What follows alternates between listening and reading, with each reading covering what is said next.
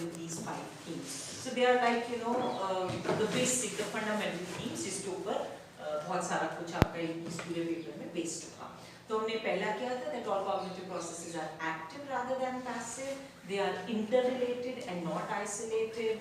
They are generally very efficient and accurate. And then also that cognitive processes can handle positive information better than negative information. जिसमें हमने कहा था positive information का मतलब है वो चीजें जो प्रेजेंट है और जो हमारी आंखों के सामने नहीं होता उसको ऐसा नहीं कि हम प्रोसेस नहीं कर सकते, पर अगर कंपैरिजन किया जाए तो जो चीजें प्रेजेंट होती हैं उनको हम जल्दी प्रोसेस करते हैं in comparison to things that are not present, जिसको आप नेगेटिव इन्फॉर्मेशन कह रहे हैं. ये 4 थीम्स समझ आगे के सबको, किसी को कोई प्रॉब्लम? जो लोग आज पहली बार आज किसकी क्लास है? So very briefly हम ये बात करी थी कि cognitive processes की जब हम बात करें, everything that has to do with knowledge and acquiring knowledge and thought process is cognitive number 1. That means आपकी thinking, intelligence, memory, attention, problem solving, language, everything is cognitive, memory.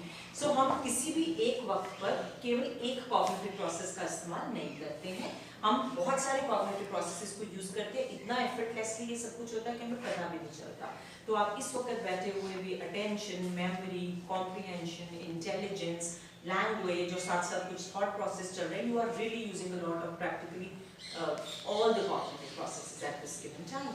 So जितने भी आपके cognitive processes हैं वो हर वक्त active हैं, हर वक्त interrelated हैं, isolation में काम नहीं करते. और जब कभी आप हंसते हो, कोई problem solve करनी होती है, कुछ सोचना होता है, कुछ guess करना होता है, जैसे हमने भी कल एक छोटी सी guessing game करी थी, तो आप हमेशा देखते हैं कि आपके cognitive processes ही हैं जो आपको मदद करते हैं एक बिल्कुल ambiguous situation से, एक बिल्कुल unknown strange situation से या problem situation से आपको solution की तरफ लेके जाते हैं. देखा गया है कि अक्सर आपके cognitive processes आपको जिस दिशा में लेके जाते हैं वो सही की तरफ होती है, वो accuracy की तरफ होती है, जिस करके हम मानते हैं कि हमारे cognitive processes काफी efficient हैं, काफी अच्छे से काम करते हैं. So that is 3. and positive negative हमने जैसे कल recognition और recall का example किया था कि जब आप recognize करते हो तो जो चेहरे मेरे सामने हैं मैं शायद उनको recognize करके most likely सबके चेहरे और नाम जान पाऊंगी. अगर आप कहोगे सारे 50 बच्चों का नाम बताइए जो हमारी क्लास में, तो मेरे कुछ आ जाएंगे पर बहुत सारे मिस हो जाएंगे because they are not sitting here right in front of me. तो वो चीजें जो प्रेजेंट होती हैं उनको हम अच्छे से हैंडल कर सकते हैं, जो एब्सेंट होती हैं, जो नहीं होती आपके सामने, उनकी प्रोसेसिंग में हमें मुश्किल हो सकती है, हमें समय लग सकता है, हमें गलतियां हो सकती हैं. ये 4 थीम्स हमने कर दिए थे. नाउ 5वां कहता है थीम दैट आपके कॉग्निटिव प्रोसेसेस जो हैं वो 2 मेजर प्रोसेसेस पे रिलाई करते हैं, top down processing and bottom up processing. Top down और बॉटम अप को हम काफी डिटेल में भी पढ़ेंगे क्योंकि if you go back to your syllabus, first unit में एक पूरा सेक्शन है top down processing and pattern recognition. तो काफी डिटेल में काफी सारे एग्जांपल्स, काफी सारे स्टडीज पढ़ेंगे, पर अभी के लिए थीम्स के हिसाब से अगर आप समझें तो ये माना जाता है कि हम जब भी किसी चीज को समझते हैं या सोचते हैं तो ये दोनों प्रोसेसेस काम करते हैं. बॉटम अप जैसे कहा जाता है मतलब नीचे से शुरू होके ऊपर जाना, और टॉप डाउन का मतलब है ऊपर से शुरू होके नीचे आना. जैसे कि फॉर एग्जांपल अगर मैं आपको कहती हूँ आप अपने रजिस्टर्स में एक एलिफेंट बनाएगा, क्या बना सकते हैं? बनाओ, जैसा भी बनता है, ड्राइंग की का टेस्ट नहीं है, ड्राइंग का टेस्ट नहीं है, कुछ तो बना सकते हैं. मेरे पास ही रहेगा, मैं कहीं लेके जाऊँगा इसको एग्जीबिशन.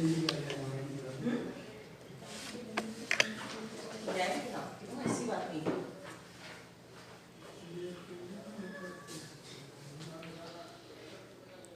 मेरी मत कॉपी करना कोई भी.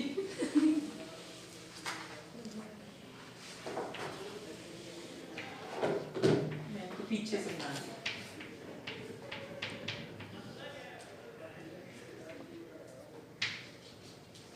चूहे जैसा वो मोटा होना चाहिए. नहीं ऐसा वाला भी तो बनता है.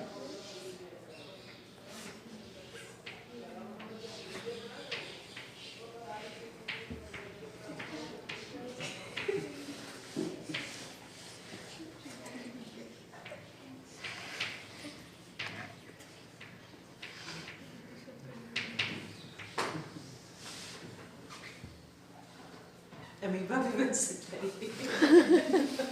Anyways, now the point is, जब मैंने बोला एलिफेंट, आप सब आपने जब सोचा तो आपने बनाना शुरू किया, you have an image in your mind, we all agree. किसी के लिए भी एलिफेंट एक नई चीज नहीं है, ड्राइंग हमारी जैसी भी है पर हम सोच के बनाते हैं।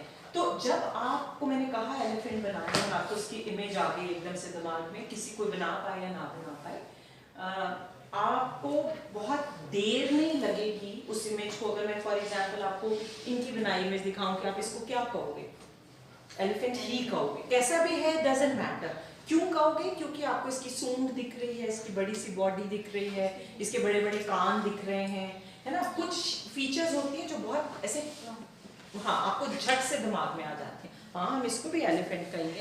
सब लोग दिखा तो सकते हो अपना एलिफेंट, मैंने कितने बेधड़क हो के इतना गंदा एलिफेंट बनाया है तो आप लोग का तो बेटर है, दिस इज क्वाइट गुड। बच्चा ये बेबी एलिफेंट है, ये भी बेबी है, बस सूंड सबने बनाई है, सब प्रोसेसिंग एवरीबॉडी हैज इट कि नहीं, किसी इनकी सूंड हिडन है। अभिषेक किसकी बनाई? उसकी ये कुंडा है, हाँ सूंड तो है ना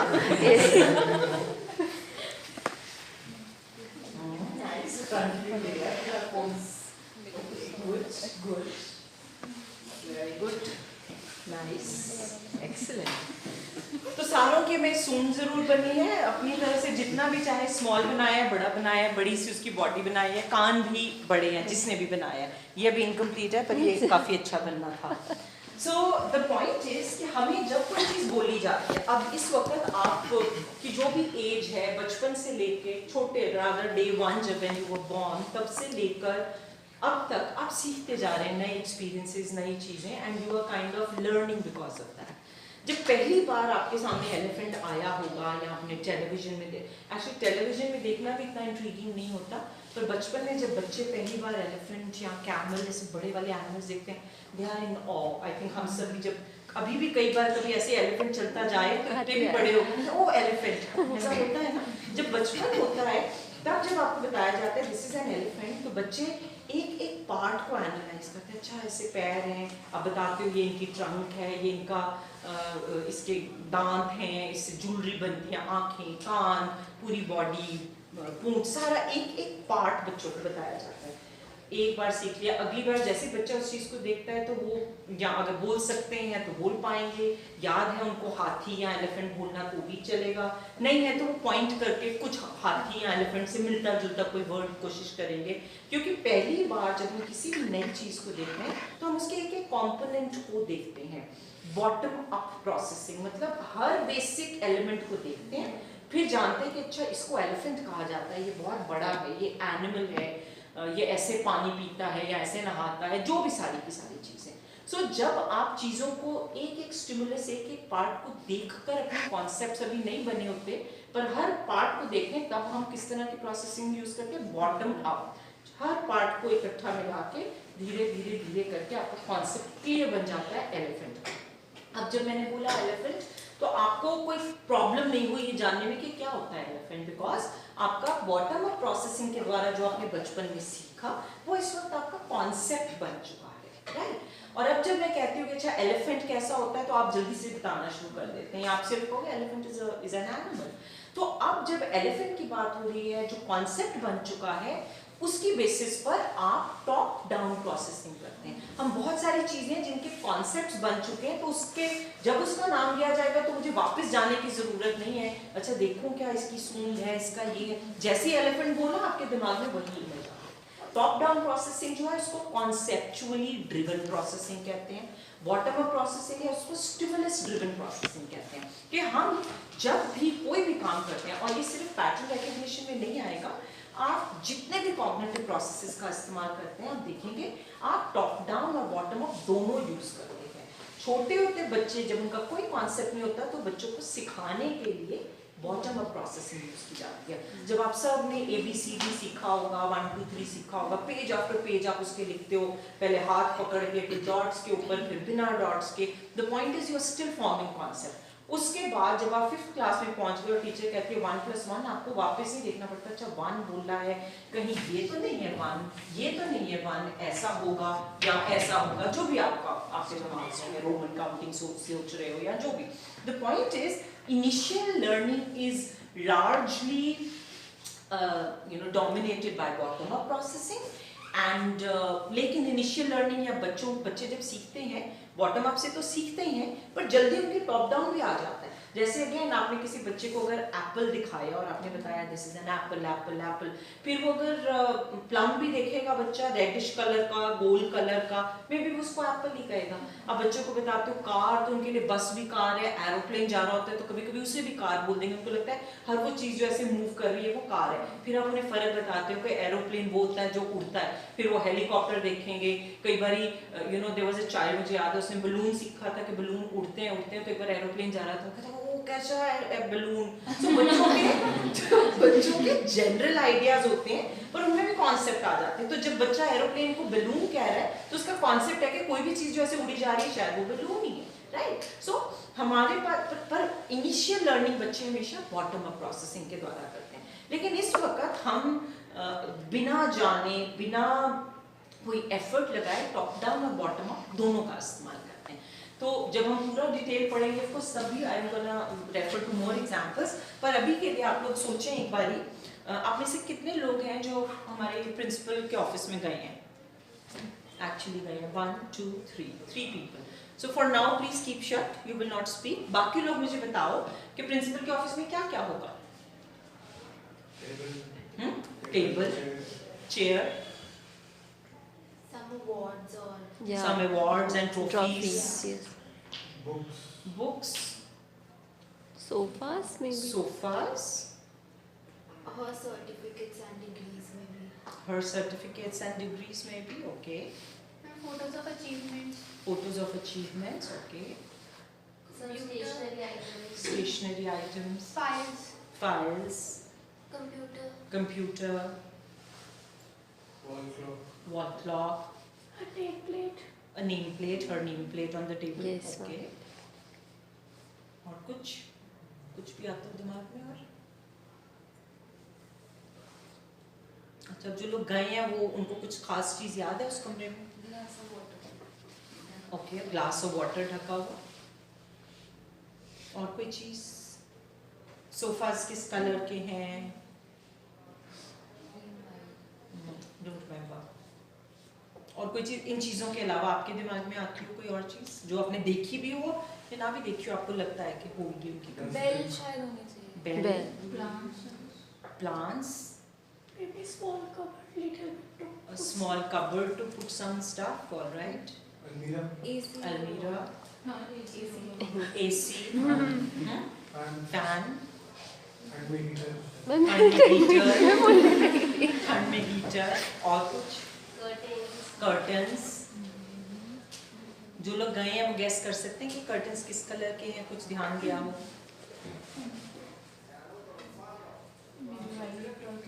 मे बी वाइट और क्रीम, ओके। और कुछ? Okay, great, I think that serves my purpose.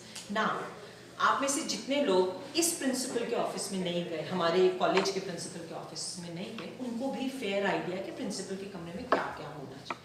आप में से किसी ने नहीं कहा कि विंटर्स के कपड़े होने चाहिए फॉर एग्जाम्पल, है ना? क्यों? क्योंकि कॉन्सेप्ट नहीं है कि प्रिंसिपल के कमरे में क्यों कपड़ों की वार्डरोब हो।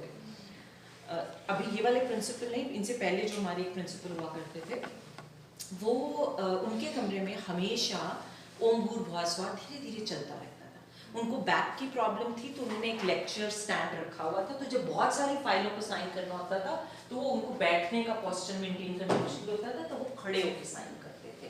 उनके कमरे में ऐसे बॉटल ग्रीन कलर के सोफे के कवर्स थे।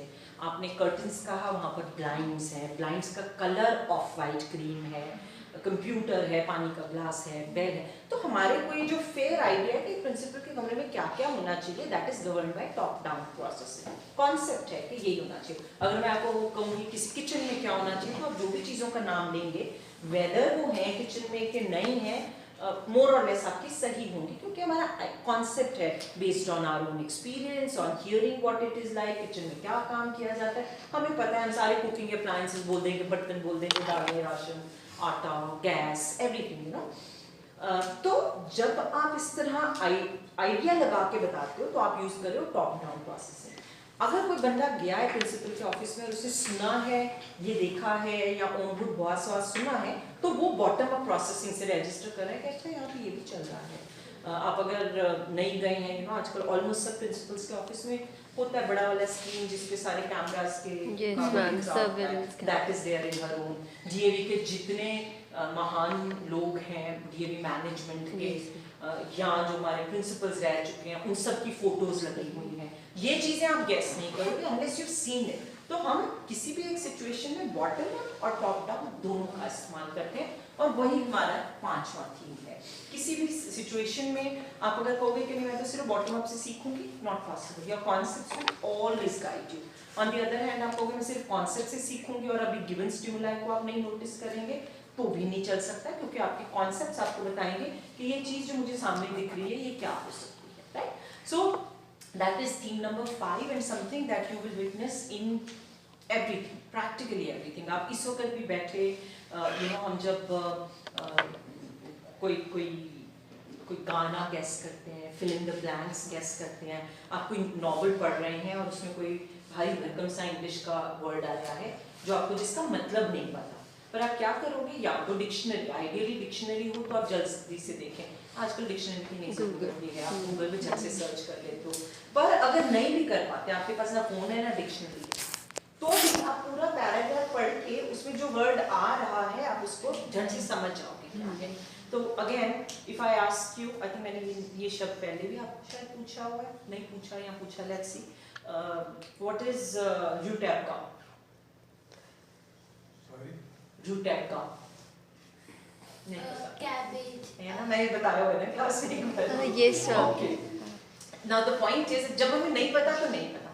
अब मैं अगर आपको बोलूंगी, so I had a yummy salad this morning which had cucumber and chakundar and leaves and celery and flana dimkana and rutevka। तो आपको ये तो समझ आ जाएगा कि ये कोई चिड़िया नहीं है, कोई एनिमल नहीं है, कोई वेजिटेबल, कोई ऐसी चीज है ना। सो ये कहाँ से आया?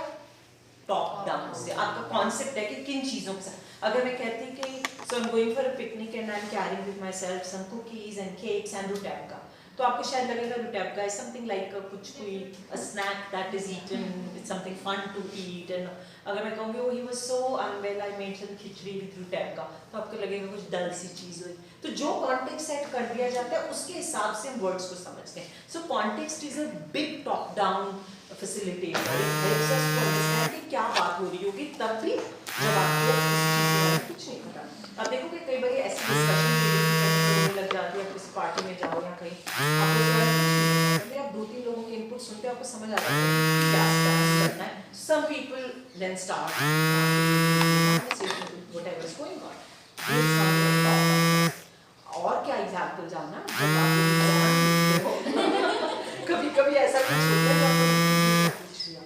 मैं अपना एग्जांपल एक्चुअली देती हूँ। जब मैंने मास्टर्स किया था MA 2, अब जो सुबह UGC की बात कर रहे थे, मैं अपने आप को UGC के बारे में किसी को समझाने के लिए बिल्कुल एक स्टूपिड कैंडिडेट मानूंगी। व्हाई? बिकॉज जब मैंने UGC क्लियर किया था, किया अपने पहले अटेम्प्ट में था, लेकिन मैंने कोई तैयारी नहीं की, ऐसे जैसे होता है ना कि MA के दौरान दे दो। We were allowed to take that exam in MA second year दिसंबर में, उससे पहले नहीं हम ले सकते थे। तो दिसंबर में बस ऐसे जाके कि चलो देख लेते हैं, ना तो मैंने PhD करनी है ना तो मैंने पढ़ाना है, बट कर लेते हैं, लेट्स सी, ऐसा गई थी बिना तैयारी के। और आई वाज दिस इज उस वक्त REBT आई थी, आई इन द सेंस कि किताबों में नहीं आई थी, सिलेबस में नहीं आई थी, बट दुनिया में आ चुकी थी, लोग back and all were talking about it. So LS sorry.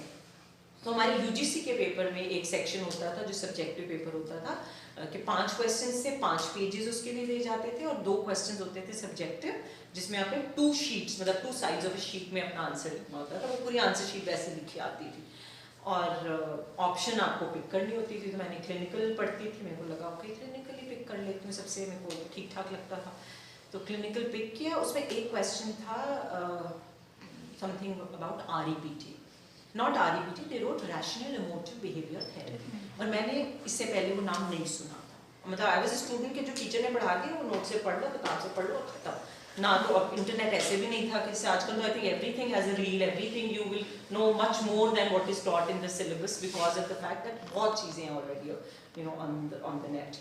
सो मैंने जब पढ़ा मैंने कहा बाकी सब आता था पेपर में, मैंने कहा ये क्या चीज़ है मुझे तो पता नहीं, but then I just spent a minute. Rational मतलब रैशनैलिटी, इमोटिव मतलब इमोशंस, बिहेवियर मतलब, but it wasn't like a rocket science to decode that.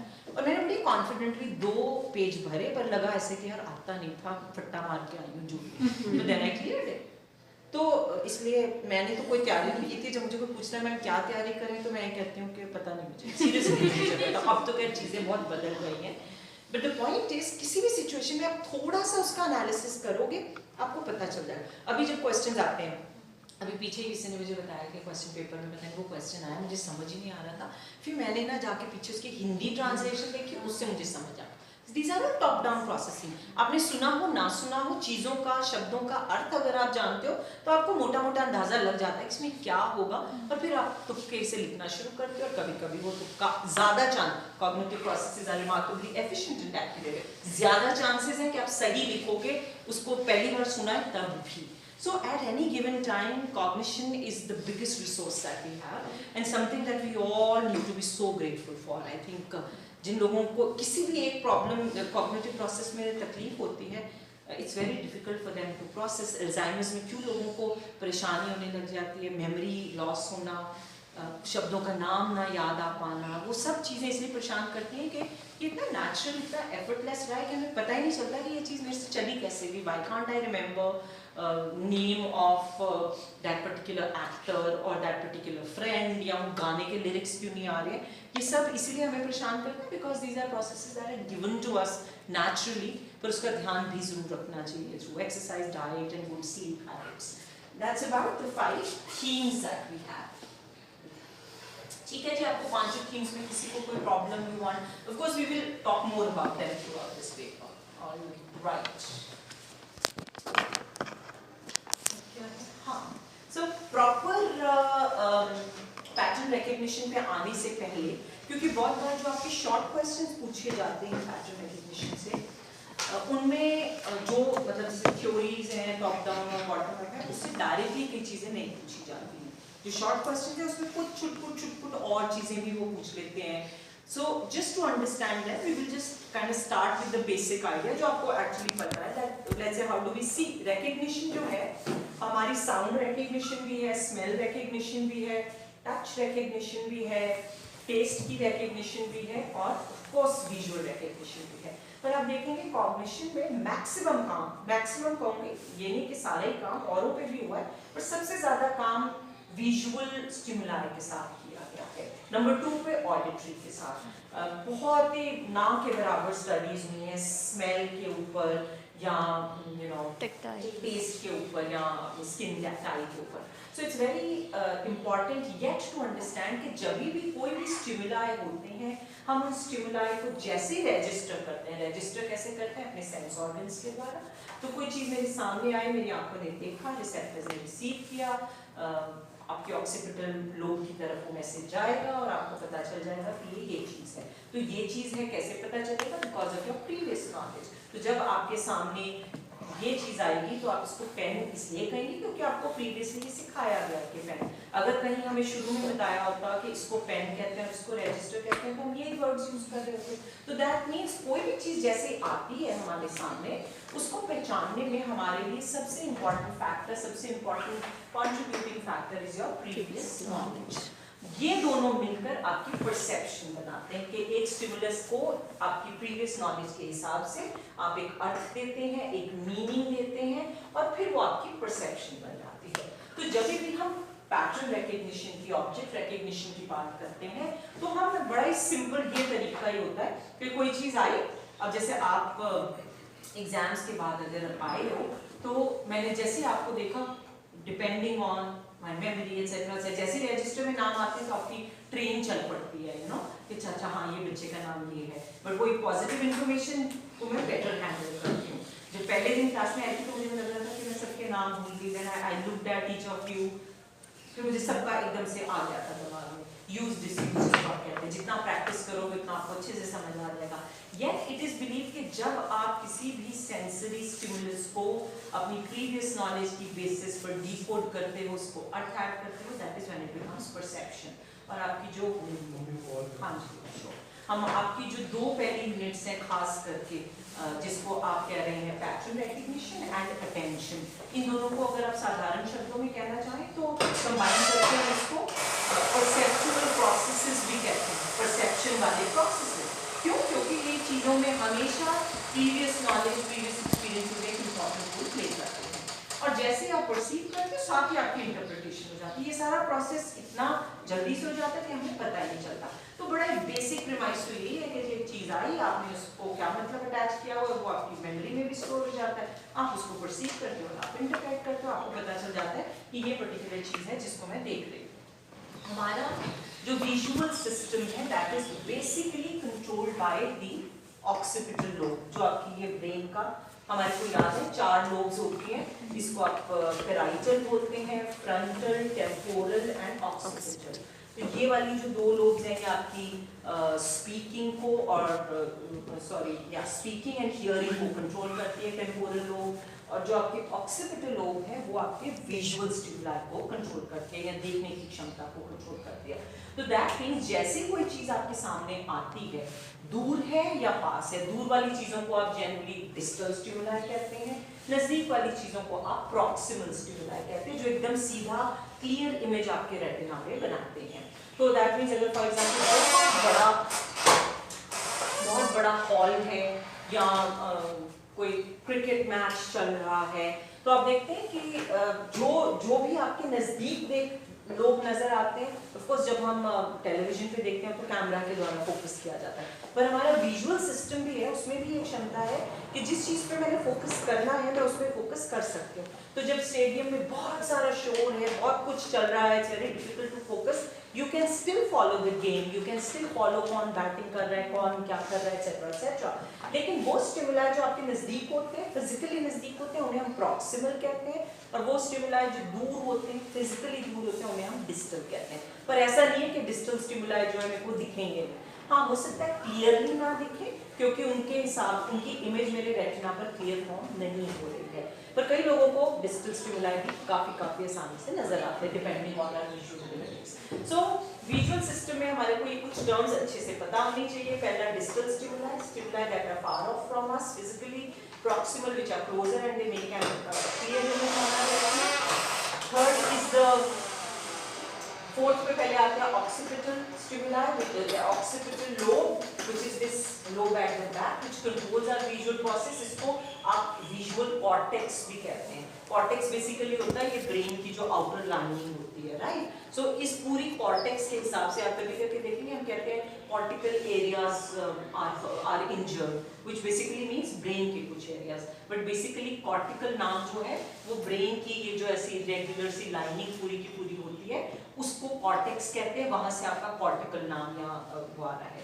सो आपका ऑक्सीपिटल लोब जो है that is the primary visual cortex, primary area that is responsible for all visual activities, and we also have inferotemporal cortex. ये आपकी temporal है और ये occipital है, इन दोनों के बीच का ये जो हिस्सा है इसको आप इंफेरोटेम्पोरल कॉर्टेक्स कहते हैं। ये भी कुछ पार्ट ऑफ योर विजन को कंट्रोल करता है। Is that clear?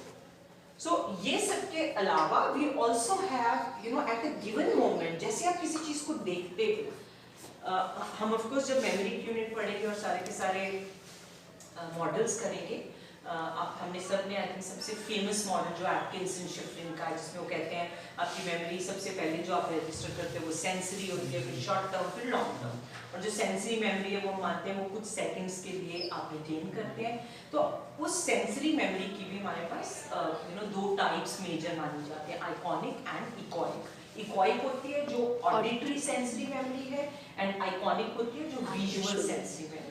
That means मैंने यहाँ से जाते जाते किसी को देखा तो वो बंदे को मैं रजिस्टर कर लेगा मेरा विजुअल सिस्टम, और कुछ सेकंड्स के लिए जैसे आप स्टिमुलस को देखते हैं you can easily process it, you can easily understand कि आपका विजुअल कॉर्टेक्स जो है वो उसको एकदम से इंटरप्रेट कर सकता है, लेकिन उतना रजिस्टर रजिस्टर करने के लिए आपको स्टिमुलस को देखना जरूरी है। अगर सेंसरी चीज को रिसीव करेगी तभी वो स्टिमुलस आगे प्रोसेस होगा। सो आइकॉनिक मेमोरी बेसिकली आपकी विजुअल सेंसरी मेमोरी है, जो भी आपकी विजुअल रिकग्निशन को या विजुअल सिस्टम में बहुत इंपॉर्टेंट रोल प्ले करती है। Right, these are just a few terms. Like I said, कई बार आपको शॉर्ट क्वेश्चन में भी पूछा जाता है, तो आपको क्लैरिटी होनी चाहिए, नहीं लगना चाहिए कि ये क्या पूछ लिया। Alright, so this is how our brain looks, क्योंकि उसमें वो कट रही थी मैं। आगे वाली इज फ्रंटल लोब, ऊपर वाली this is parietal, this is occipital, this is temporal. Temporal और ऑक्सीपिटल के बीच के एरिया को आप इंफेरोटेम्पोरल कहते हैं। And primary visual cortex is your occipital lobe. हम खास विजुअल की बात इसलिए कर रहे हैं, like I said at the beginning, कि कम रिसर्च हुई है बाकी के सेंस ऑर्गन्स के ऊपर, सो हमारे को इसकी क्लैरिटी तो बिल्कुल होनी चाहिए। अगर मैं ऑडिटरी की बात करूंगी तो definitely it is my temporal lobe that is responsible. तो मेरा लेफ्ट और राइट साइड, जो मेरे कानों के ऊपर, जो मेरे टेम्पल्स के ऊपर वाला हिस्सा है, इसको आप टेम्पोरल लोब कहते हैं। It is responsible for all auditory stimuli. इन्हीं से रिलेटेड आपके डिसऑर्डर्स भी हैं। आपने शायद BA2 में अफेजिया के बारे में पढ़ा हुआ है। Yes, ma'am. Aphasia is a disorder जिसमें किसी की टेम्पोरल लोब के ऊपर चोट लग जाती है। अगर किसी की लेफ्ट टेम्पोरल लोब पे चोट लगती है तो वो बोल नहीं पाते हैं, अगर किसी की राइट पे लगती है तो वो सुन नहीं पाते हैं। अगर दोनों इन्वॉल्व होते हैं, टेम्पोरल लोब के दोनों साइड्स इन्वॉल्व होते हैं, तो लोग को सुनने में और बोलने में तकलीफ होती है। कई बार वो सुन के समझ जाते हैं पर बोल नहीं पाते हैं। कई बार होता है कि क्वेश्चन को समझ ही नहीं पाते, आई मीन अंडरस्टैंडिंग, कॉम्प्रिहेंशन में भी प्रॉब्लम हो जाती है। तो उसके हिसाब से आप इसको जनरली रिसेप्टिव अफेजिया है कि एक्सप्रेसिव अफेजिया है, कि रिसीव करने में प्रॉब्लम है, या रिसीव कर लिया, प्रोसेस कर लिया, पर बता नहीं सकते, एक्सप्रेस नहीं कर सकते। आपसे पूछा जाएगा व्हाट इज योर नेम, आपको समझ आ गया सवाल, आप बोलना चाहते हो शुक्री, पर आप बोल नहीं पाते, इसको आप कहते हैं एक्सप्रेसिव अफेजिया, जो ज्यादातर लेफ्ट साइड पे चोट लगने से होता है। और राइट साइड पे जब चोट लगती है तो आपको सुनता ही नहीं है ढंग से, या सुनता है तो आप उसको कॉम्प्रीहेंड नहीं कर सकते। तो आपसे पूछा जाएगा व्हाट इज योर नेम, आप कहोगे दिन बहुत अच्छा है, तो बोल तो सकते हो, पर जो सवाल पूछा गया है वो सुन नहीं सकते, उसको आप रिसेप्टिव कहते हैं। और अगर दोनों में ही प्रॉब्लम हो तो हम ग्लोबल अफेजिया कहते हैं। सो द पॉइंट इज कि हमारे sense organs are the gateway to every cognitive process, and sensation lies at the basis of all cognition. जब आप सेंसेशन करेंगे उसके आगे ही sensation, then attention and all those processes का मतलब finding the way.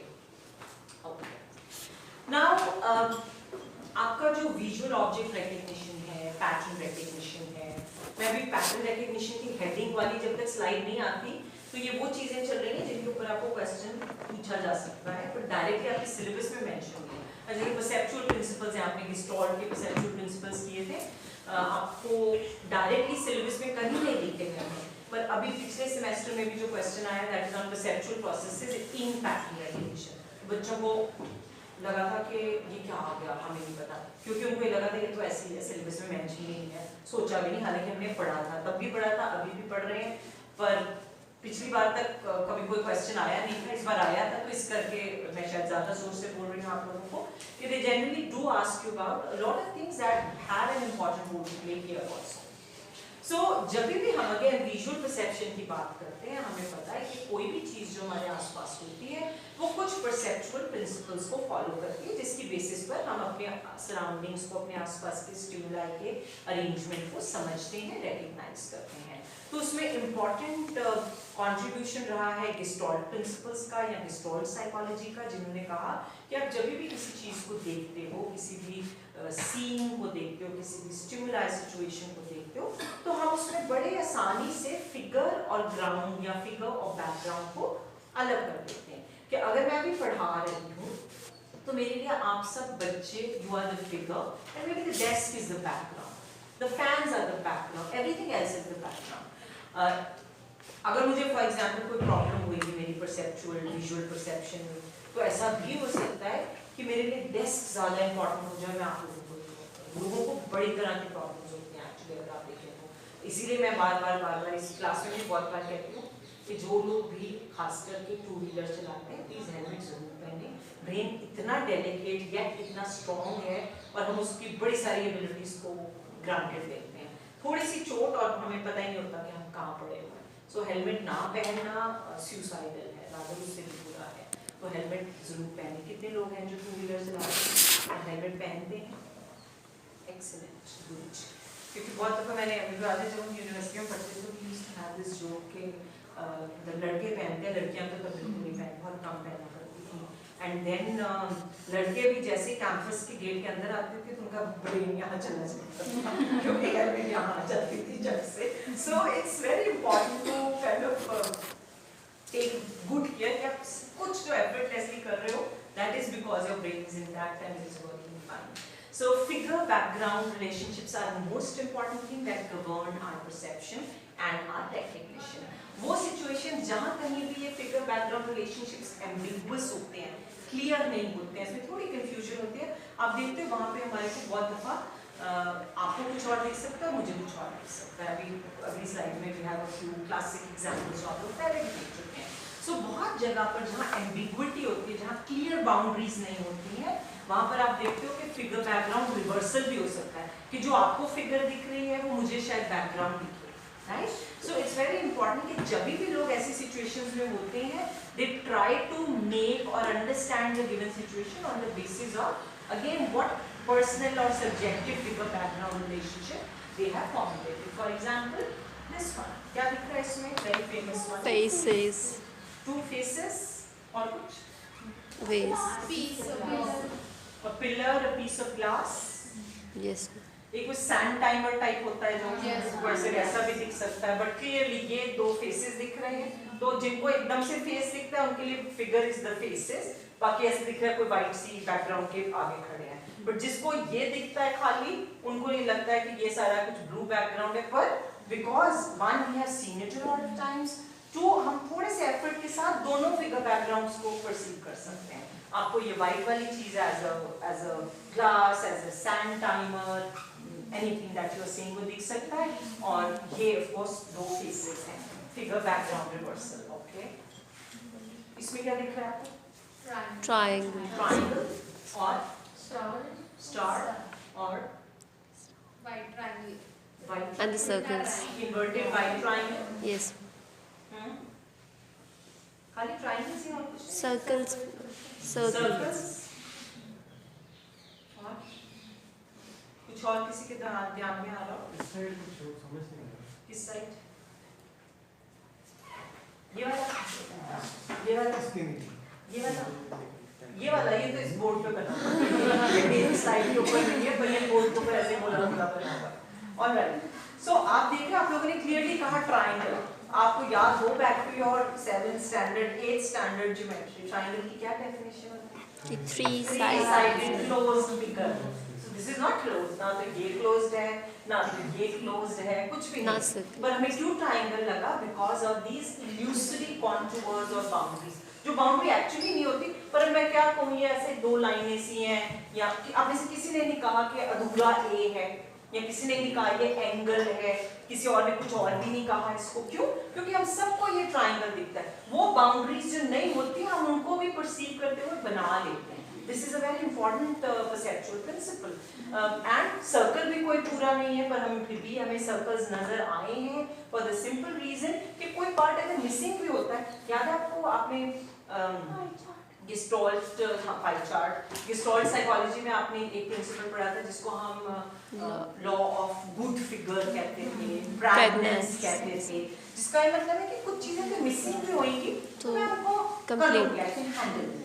Why? Because of the simple reason that हमारे perceptual organization हो जाती है उन फील्ड्स की भी जहाँ पे कुछ इन्फॉर्मेशन मिसिंग होती है। क्या गाइड कर रहा होगा इसको? ये top down processing. Top down processing ने बताया। अब इसमें वाइट कुछ नहीं दिख रहा, कईयों को मिसिंग भी दिख सकता था, पर आपने कहा इन्वर्टेड वाइट ट्रायंगल, क्योंकि आपको दिख रहा है कि अच्छा ये सर्कल्स को काटता हुआ इन्वर्टेड ट्रायंगल आ रहा है, या ये एक ट्रायंगल है, ये दूसरा ट्रायंगल है, तो ये स्टार है। ये सब कहाँ से आ रहा है? आपकी टॉप डाउन प्रोसेसिंग से, और आपकी ability to form illusory contours. Illusory होता है, इल्यूजन शब्द से आया है कि जो एक्चुअली नहीं है पर आपको लगता है, और कॉन्टूर्स आते हैं boundaries. So again, another important perceptual principle that governs our object recognition or things like that are again they all come from perceptual principles or the Gestalt principles of perception, जिसमें कि figure background reversal था, then relationship था, then illusory contours है, and whenever we are doing that, we always organize our visual space on the basis of things that we already know. So human beings जो हैं वो पहले से जानते हैं कि ये triangle होता है, ये circle होता है. So we put all that knowledge together without knowing it, और झट से आपको triangles भी दिख रहे हैं, circles भी दिख रहे हैं, star भी दिख रहा है, inverted triangle भी दिख रहा है, etc. etc. So कई games में ये character होते हैं जो खाते जाते हैं, Pac-Man Yes. है ना? So बच्चे वो भी बोलते हैं. कुछ ऐसी चीजें हैं जो हम लोगों के टाइम पे नहीं हुआ करती थी, पर अभी बच्चों में बहुत पॉपुलर है, तो वो उन चीजों को भी देखते हैं. I think बहुत दफा कई लोगों को, not in this one, but there are some ambiguous images जो दिखाई जाती है, जिसमें कई लोगों को कोई सुपरमैन मूवी कैरेक्टर्स दिखते हैं, जो कि जिसने नई मूवी देखी उसको नहीं, उसके लिए वो लुटेगा, उसको नहीं पता कि क्या चीज है ये. So it's important कि हमारा कॉन्टेक्स्ट बहुत एक important फैक्टर होता है जो डिटरमिन करता है इन चीजों को. Alright. अब शुरू होता है आपका पैटर्न रिकग्निशन, जो कि हम अगली क्लास में करेंगे. अब मुझे आप ना मतलब अच्छे से बता दो. देखो अगर तो कल आ रहे हो फिर तो हम कल परसों रखेंगे क्लास, अगर नहीं आना तो फिर लेट्स कीप इट